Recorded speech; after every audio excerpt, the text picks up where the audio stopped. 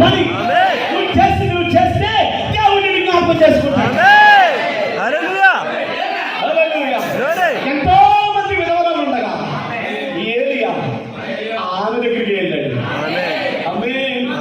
2 లక్షల మంది జనాభా ఉన్న రాయవరంలో ఈ గుళ్ళోకి ఎందుకు వచ్చావు? ఎందుకు వచ్చావు చెప్పనా?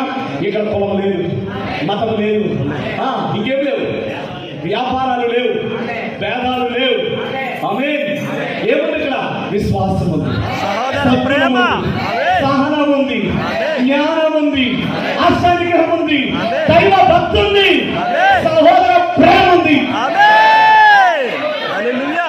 ఇవన్నీ కలిగిన పరిశుద్ధాత్ముడు ఉన్నాడు. అందుకే చివరి మాట చెప్తున్నారు, ఎట్టి పరిస్థితుల్లో పరిశుద్ధాత్మను దుఃఖ పెట్టవు. దుఃఖ పెట్టావా నువ్వే బాధపడతావు.